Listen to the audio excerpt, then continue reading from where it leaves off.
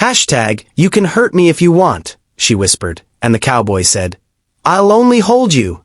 The dust from the approaching storm swirled across the Texas plains like restless spirits searching for a home. Emma watched it from the porch of the dilapidated ranch house, her thin dress catching the dry wind, her eyes hollow with something deeper than exhaustion. She had come to Redemption Creek to disappear, and for 3 months, nobody had asked questions. The town was small enough that strangers were expected to keep their secrets, and large enough that a woman alone wasn't entirely unusual. Jack had arrived 2 months later. He had the weathered look of someone who had spent his whole life under the unforgiving sun, his face lined like old leather, his hands scarred from decades of honest work. He managed the neighboring ranch, the one that had been slowly reviving after its owner inherited it from an estranged uncle. Emma first saw him at the general store, buying supplies with the quiet efficiency of a man who knew exactly what he needed and wasted no time on anything else. He hadn't looked at her twice, and she had been grateful for that indifference. But then the barn fire had happened. A wildfire had swept through the county, and Jack had worked for 48 hours straight to save the animals on his ranch. When his own supplies ran out, Emma had found herself walking across the expanse of scrubland that separated their properties with baskets of food and water. She hadn't planned to do it. Her hands had moved of their own accord, driven by something she thought had died long ago. Jack had accepted her help without fawning or excessive gratitude. He had simply nodded, eaten the food with the hunger of an exhausted man, and thanked her in 3 words. But in those 3 words had been something that made Emma feel less invisible, less like a ghost haunting the edges of the world. After that, they fell into a rhythm. Not quite friendship, but something that existed in the space between strangers and companions. Emma would ride over to his ranch in the late afternoons, ostensibly to check on the animals, though they both knew that the ranch hands could manage without her. Jack would be working somewhere on the property, and when he saw her, his face would change in a way that made her heart hurt. She wasn't sure what to call the expression. It wasn't quite a smile. It was more like recognition, as if he was seeing something true in her. They spoke very little. Conversation had never been their language. Instead, they communicated through the comfortable silence of people who had both learned that words often betrayed intentions.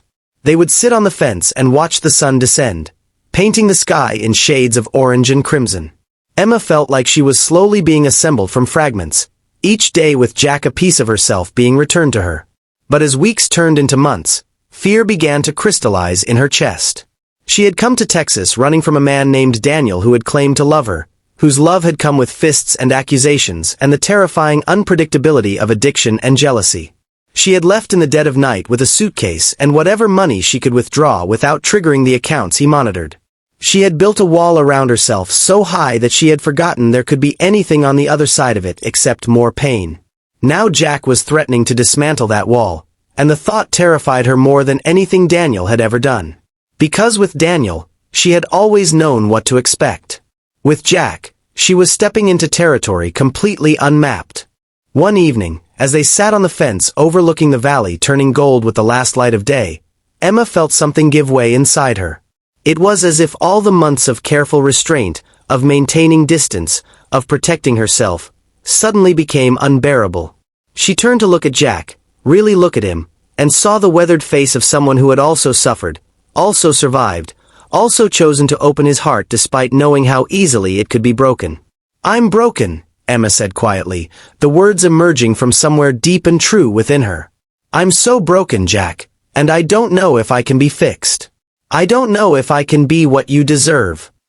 Jack didn't respond immediately. He continued to look out at the darkening landscape, and for a moment, Emma thought she had finally done it, said the thing that would drive him away. But then he spoke, his voice gravelly from disuse. "What makes you think I'm looking to fix anything?" he asked. "What makes you think you need to be fixed?" Emma felt tears beginning to form, and she fought them back with the stubbornness that had kept her alive. "Because I'm scared. I'm scared of what I could do to you. I'm scared of hurting you the way I've been hurt. I'm scared of—" She stopped, unable to articulate the rest. "You can hurt me if you want," she whispered finally, the confession spilling out like blood from an old wound. "I've already been so afraid of it that I might as well say it out loud. You can hurt me if you want, Jack. The words hung in the air between them like a prayer or a curse. Emma couldn't decide which. She had just handed him the power, had admitted that her protective walls, though formidable, were ultimately fragile. She had made herself vulnerable in the most complete way she knew how. Jack was quiet for a long moment. Then, slowly, he reached over and took her hand. His grip was gentle but firm, the grip of a man who understood the weight of what had just been offered. "I'll only hold you," he said simply. The words were so plain, so unpretentious, yet they contained such profound tenderness that Emma felt something inside her break and reform at the same time. She looked down at their joined hands, at the contrast between his weathered skin and her pale fingers, at the way their hands fit together like they had been shaped for this purpose all along. "You don't understand," Emma tried again, her voice breaking. "The things I've done, the things I've allowed." "I don't need to understand your whole story," Jack interrupted gently. "I just need to know who you are right now, in this moment. And right now, you're someone I want to hold." Emma found herself leaning against him, her head resting against his shoulder. She had forgotten what it felt like to be held without expectation, without demand, without the constant undertone of potential violence. Jack's arm came around her, and she could feel the steady beat of his heart, the rise and fall of his breathing. There was no urgency in his embrace, no possession. It was simply presence. It was simply acceptance. They sat like that as the sun completely surrendered to the night, as the stars began their ancient emergence across the Texas sky. Emma's tears came quietly, not the violent sobs of catharsis but the gentle release of someone finally allowing herself to grieve. Jack didn't try to stop them or comfort her with empty words. He simply held her, his hand occasionally stroking her hair, his presence a solid anchor in the storm of her emotions. "What are you thinking?" Jack asked eventually, after the tears had subsided and the night had fully claimed the world around them. "I'm thinking that I don't deserve this," Emma whispered. "Maybe," Jack replied thoughtfully. "But then again, I don't think anyone deserves anything. I think we just choose what we're willing to give and what we're willing to receive. And I choose to hold you. I choose to be gentle with you, not because you're deserving or undeserving, but because I want to. 'Cause it matters to me. That's all the deserving anyone needs." Emma closed her eyes and let herself believe it, just for that moment.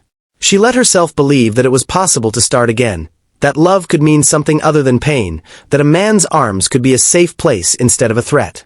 The ranch settled around them, the coyotes called in the distance, and Emma finally, for the first time in longer than she could remember, felt like she might be home. The wind shifted, carrying with it the promise of a clear tomorrow. And in the darkness of the Texas night, holding a cowboy's hand, Emma began to understand that healing wasn't about forgetting the past. It was about finding someone willing to stand with you while you carried it, someone who would never demand that you be anything other than yourself, someone who would choose, again and again, to hold you instead of hurt you. Jack held her through the night, and in his holding, Emma found the possibility of redemption.